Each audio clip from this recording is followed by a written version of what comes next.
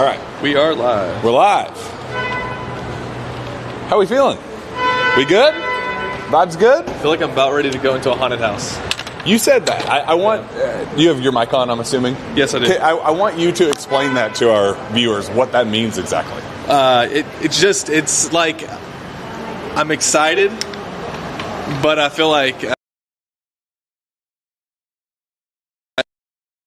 for the injuries, I would actually be coming in here like, hey, I would actually feel like we're going to win. Honestly, I mean, Tennessee hasn't impressed me like too much. But the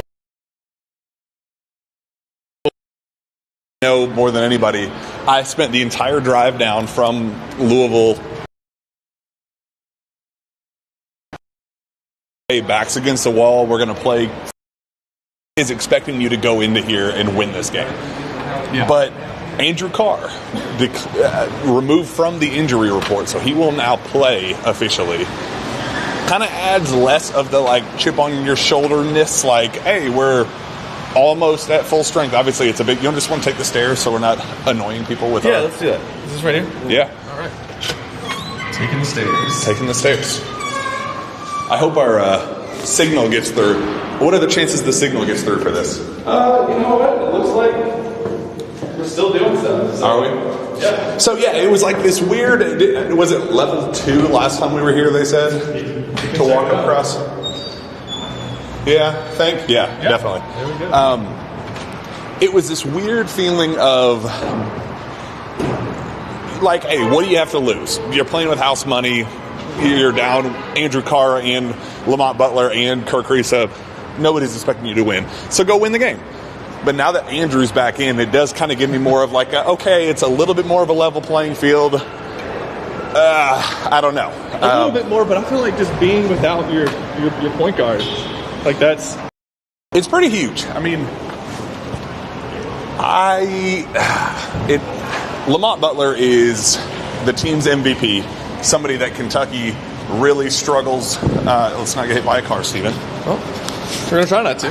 We are going to do our down? best. I think I remember it being down around, because we have to go back to the media. Yeah. Okay. Right? Yeah. All right. Go Cats! Yeah. So Lamont being out, Steven, is a terror. It's a nightmare. But we saw what happens when Lamont plays and is at less than 50%. The guy, did I have it right? We're just going to walk and see what happens. Yeah, these people got to know a little bit where they're going too. We saw what happens when Lamont is not at 100%. He really, really, really struggled down at Vandy. I would prefer it this way. Like if he's dealing with a bruised shoulder, I believe his mom said on Twitter, I would prefer him just take a little bit off, rest up, get back to full strength, because the team can find ways to play efficient basketball without him. Are we sure? Oh, maybe we go up these steps right here? Sure. All right. That works. Like, we've seen this team, second half against Gonzaga is the perfect example. When Kirk Risa goes down, Lamont's already declared out. That game was the perfect, like, well, let's just throw crap against a wall, see what sticks. What are you going to do? And Jackson Robinson steps up in the biggest moment, the biggest role, says, this is my team. I'm going to take this game over and win us the game. And that is what I'm expecting to see a little bit more of here in Knoxville. Jackson Robinson taking over starting point guard duties with Kobe Brea throwing himself into the starting lineup. Otega Oweh obviously still there, and Andrew Carr, welcome back. Glad you're here, bud. He will be back in the starting lineup next to Amari Williams. Steven, Amari still going up? Still going, yeah. Just keep going. All right.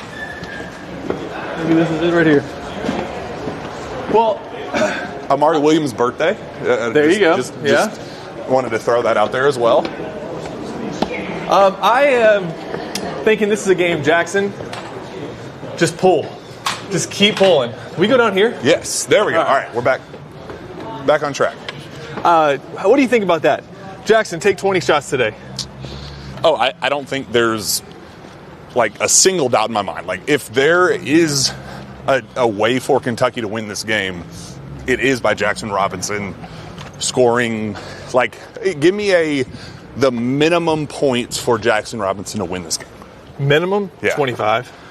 I don't think. He scored 19 against Gonzaga or whatever it was. Okay. So I don't think it has to be crazy, Mississippi State game. I don't think he needs to go nuclear in that way, especially with Andrew Carr back as well. But I do think that, here, do you want to... Yeah, check out the view. Stop, yeah. Because I think the entrance is... Right there. Right there. You guys get to see some behind the scenes of... Food City. There we go. TBA. TBD on how the Cats are going to perform today. Yeah.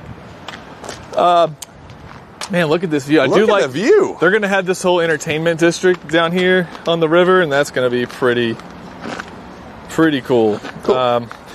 Man, I hate that Tennessee does so many things right surrounding their game day experiences. You would be the first to tell them about it. I think Jackson Robinson, it has to be his day. Like, I like the timing of it, because on Monday he talked to the media, said, there are times that I'm a little bit too passive. There are times that I just kind of play within the flow of the offense. I need to step up and say, hey, this is my team. Like, today is the great example, because Chaz Lanier is the best player on Tennessee, the high dollar NIL guy that, hey, let's push all of our resources in on getting this guy. It's a good kind of like, hey, this is what Kentucky almost, like, they pushed for Chaz, and it became it's either going to be Kentucky or Tennessee. He picks Tennessee. We go get the counter to that is Jackson Robinson, who is, he's had a solid year, but he's not averaging 18 points a game, hasn't emerged as the, go-to scorer every single game. We have seen Mississippi State. We have seen second half Gonzaga, but a night in, night out 20-point per game guy that Kentucky fans were kind of hoping for when they got him out of the portal on the draft deadline. I think tonight is a good example for him and a good opportunity for him to be like, all right, this is why you signed me. This is why you took me out of the draft, draft withdrawal deadline, why you pushed your financial resources in on a guy like me. So I think that there's going to be a little bit of a chip on Jackson's shoulder to kind of step up in that starting point guard role. But I do think that Andrew Carr's return kind of throws a new dynamic at Tennessee. Tennessee, obviously one of the strongest, toughest physical teams in the SEC. Slow as molasses, but allowing 53 points a game and just, the number one defense in the country for a reason. He is a guy that if things get mucked up and it turns into a rock fight, we have seen Andrew Carr, to his credit, step up in a very similar role, very similar situation where if we need to just kind of get a couple quick, easy buckets to get the offense moving, if shots aren't falling or whatever, Andrew Carr has been that guy inside. So I think it's a great chance for Andrew to kind of step up. Amari Williams, same thing. If there are questions about his toughness and physicality and some of those things, how about his 23rd birthday to prove, hey, you got grown man strength. This is your chance. This is your opportunity. You're a double-digit underdog. Nobody's expecting you to win the game. Go have your best performance. Go get a double-double. Go crash a glass. Go kind of beat Tennessee at its own game. I like Ainsley Almanor had a quote of, hey, you guys have to play to me in our speed. It's not just going to be Tennessee slowing things down and kind of controlling the tempo. I think Vandy did a really good job at kind of setting the pace and setting the tone. I want to see Kentucky kind of throw the first punch and be the team that initiates the pace and jump tempo. out to a lead. That would be good. Let's not fall behind. Let's not fall behind by 14 points at halftime. I mean, I would take that, all things considered. You just wrote an article on KSR on Saturday just about like how a lot was 9 games where Kentucky's fallen behind by at least 7 points in the first half. Not going to be able to do it against a team like this, especially where points most times out for Tennessee, points are at a premium. They are really, really hard to score against. But on the flip side, they do allow a ton of threes a game. They average allow teams to shoot 26 three-pointers a game. So it will come down to a make or miss game. Who is going to be that guy? I'm hoping that it's Jackson Robinson. But hey, give me Kobe Brea too. Kobe has been in such a funk, has missed shots, went 1 for 5 against Vanderbilt. this would be a really good opportunity for him as well to step up, hit some shots, get kind of that monkey off his back in the SEC. Just hasn't been able to break through after such an start non-conference play. It'd be really good to see him kind of chip away and get back to his shooting success that we've seen him be. So it'd be massive. It'd be massive. It's a big opportunity. I like this position. It's fun. It's unique. You're a double-digit underdog. Nobody in the world. Tennessee's getting chesty on Twitter. They think that Kentucky has no shot, that they're going to walk in and just kind of coast to a sound victory. You want to be in the spot. You'd rather be in this position than have the pressure on your shoulders and have people assume that, like, hey, you don't have a chance. This is where you want to be. This is a good spot. You at least have an excuse if you lose. I hope that we don't have an excuse because we win the game, but it is a good spot. You're playing with house money. It does feel like that. Just go win the game. Yeah, it does feel like you're playing with house money, and that maybe this is just the kind of game you need for everybody to be loose. Nobody should be tight. You get open, pull. How about this, Kobe Bryant? I'm all right. Take some shots with the guy in your face. I'm good with it. You good with it? Everybody needs to. Like, this needs to be a game where Kentucky can't be afraid to fire away. Like, they've gotten away from their identity, and what makes them kind of different than everybody else in college basketball is this free-flowing, fire-away offense. I think they've gotten a little too selective and picky and choosy about what kind of shots that they are taking. I think this needs to be a team that they are an unconscious 30 attempts per game team. I mean, Pope during the preseason was talking about this team needing to take 35 threes a game. We're like, if we happen to clear the 30 range, we're like, holy hell, like, finally, thank God we finally broke that stupid barrier. Just fire. Just Travis Perry should shoot 5 threes today. He should shoot at least 5. Let's set an over-under on Travis Perry threes, made and attempted.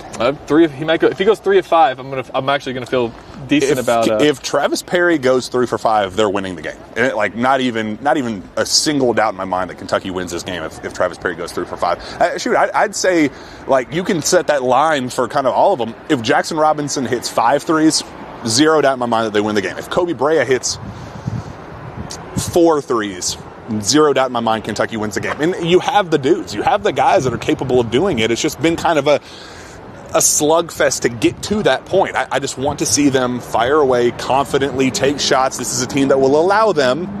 Now it's on Kentucky to make them. So I feel surprisingly good going into this one. I know when you're down PG1, a guy as valuable as Lamont Butler, it's gonna be a hit.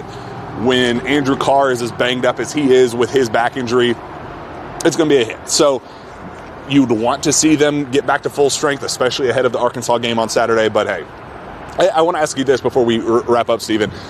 You have one choice this week. You get one win this week. Is it this one that we're about to walk into right now, or is it Arkansas on Saturday? Every smart person would say you want to win this one because it would mean a little bit more. Now a quad 2 loss at home wouldn't be good.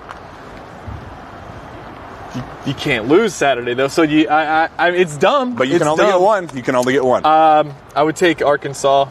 I just think as much hype as that game is getting, and if Mark Pope, look, we saw some fans kind of getting a little negative. Not a lot. For the first time, some of the like honeymoon period is over stuff. I think for the first time we saw a little bit of that. So I think it would be very important. It's very important that he wins that game, because if you lose that one at home, and it gets you allow those people to be a little bit louder. Let me put it this way: if they win this one, considering the circumstances, down starting point guard Andrew Carr banged up, still without Kirk Creesa, I think you are playing with a little bit more house money on Saturday as well, where it would be brutal. Fans would hate every second of that loss, but I think a 4-game losing streak is a whole heck of a lot different than, hey, we just came off a top 8 win on the road, the second true road win of the season.